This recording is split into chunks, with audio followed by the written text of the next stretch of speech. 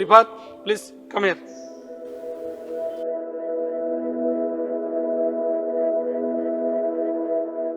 কি ব্যাপার, ওরা সবাই সুন্দর পিপি পরে আসছে, তোমার তুমি মোটরসাইকেল চালায় আসলা, তোমার মাথায় হেলমেট নেই, তোমার সেফটি শু নেই, তোমার আদার্স অনেক কিছুই নেই, কারণটা কি বলো, কি সমস্যা?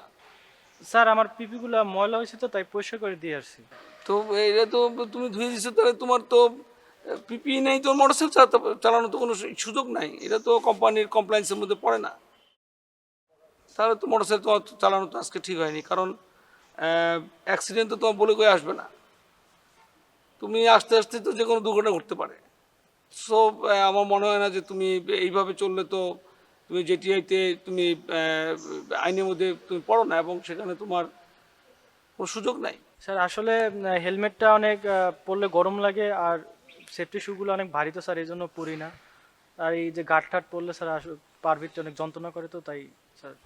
তুমি তো নোংরা হয়েছে বা প্রবলেম আছে, সেটা তুমি ইয়ে করতে পারো, শুক্রবারে তোমার বন্ধের দিন তুমি এটাকে ওয়াশ করতে পারো, তোমার জুতাতে কি প্রবলেম আছে বা কি সেটা তুমি ডাক্তার দেখাতে পারো, সমস্যা থাকবে, সমাধান এর মধ্যে দিয়ে করতে হবে, বুঝতে পারছো?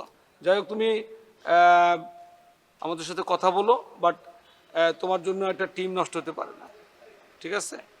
আমি মনে করি তোমার চেঞ্জ করতে হবে। ওকে রিফাত, ওকে, থ্যাংক ইউ, তোমাকে অনেক কথা বললাম, তুমি বোঝার চেষ্টা করিও, ঠিক আছে? ওকে টিম, তোমরা তাহলে ভালোভাবে তখন প্লান্টেশনের কাজ করো, এখন পিক টাইম, রিসেটিং হতে একটু বাকি আছে, সেটা করো, আর কীভাবে আবাদটা বৃদ্ধি করা যায় তোমরা সেদিকে মনোযোগী হও, ঠিক আছে? ওকে, থ্যাঙ্কস আজকে। ওকে ওকে।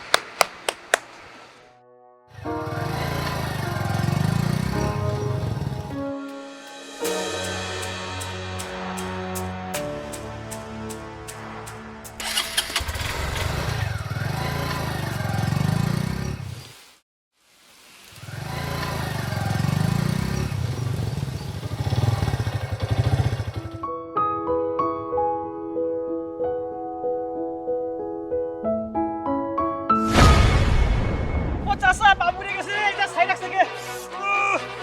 কোথায় কোথায় কোথায় ফ্রেন্ডে বলে রাখুন। এটা সাইড রাখছে কে চাচা? হ্যাঁ সাই ওখানে রাখছে, ওই যে জঙ্গল পোড়াতেছিল। স্যার আপনার মোটা ঘুমবাতি মোটা জুতোগুলো সেইগুলো করে রাখছেন। চাচা ওইগুলো তো রেখে আসছি, ওইগুলো তো ভারী পড়তে পারি না, গেল পাউডার পুরে। তাহলে আপনি এক কাজ করেন, রিবু স্যারকে ফোন দেন, মেডিকেলে নিয়ে যাইতে হবে। হ্যাঁ চাচা, আপনি তাহলে ওই বীজতলায় পানি দেন, কাজ করেন, আমি তাহলে চলে গেলাম চাচা। আচ্ছা ঠিক আছে, রিবু স্যারকে ফোন দেন।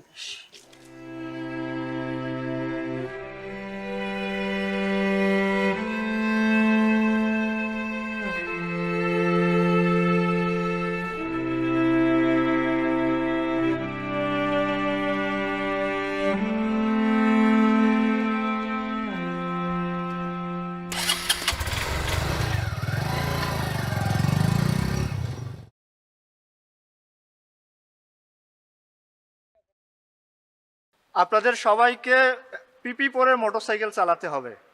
রিফাত সাহেব, পিপির ব্যাপারে আপনাকে একটু বেশি সচেতন হতে হবে, কারণ গত সপ্তাহে আপনার একটা ইনজুরি ঘটছে।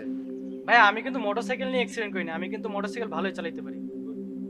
আপনি ভালো ড্রাইভ করলেও আপনাকে পিপি পরে মোটরসাইকেল চালাতে হবে, কারণ এটা আমাদের কোম্পানির রুলস। তাছাড়া পিপি না পরার কারণেই গত সপ্তাহে আপনার ওই ইনজুরিটা ঘটছে। ঠিক আছে, আজকের টুলবক্স মিটিং এই পর্যন্তই। আপনারা যে যার কাজে চলে যান।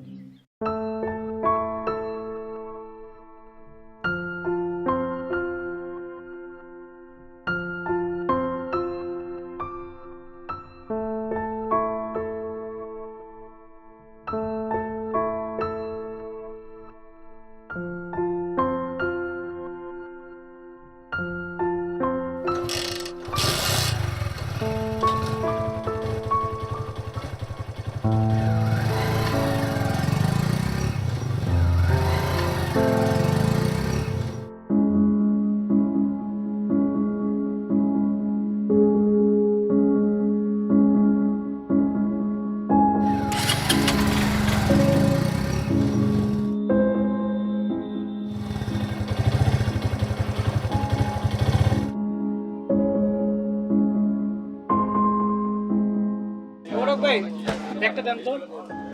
হ্যাঁ ভাই, জুতার ব্যাগটা দেন তো।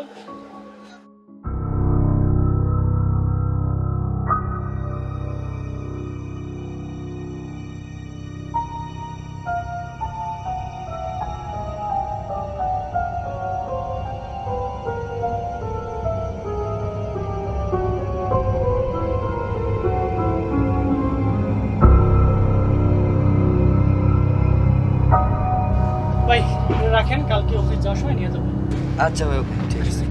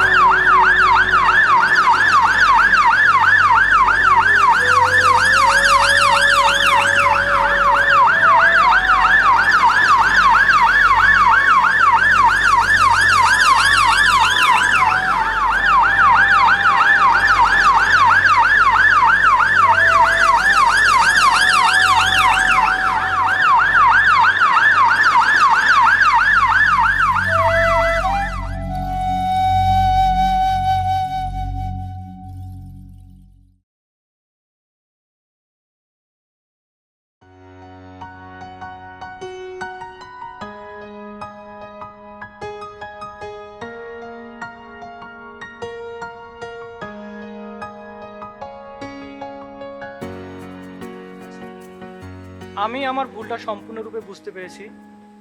ইতিমধ্যে আপনারা জানতে পেরেছেন যে আমি একটা দুর্ঘটনার কবলে পড়েছিলাম। তো আমি ওই দিনটার কথা মনে করতে চাই না, তবু আপনাদের সাথে শেয়ার করার জন্য বলছি। তো ওই দিনটায় যখন আমি দুর্ঘটনার কবলে পড়ি, আমার পা যখন রাস্তার পিচের সাথে কন্ট্যাক্ট করে এবং আমার হাঁটু যখন রাস্তার পিচের সাথে কন্ট্যাক্ট করে, তখন আমি safety shoe, knee guard, elbow guard, gloves, helmet, এই পিপি গুরুত্বটা তখন বুঝতে পেরেছিলাম।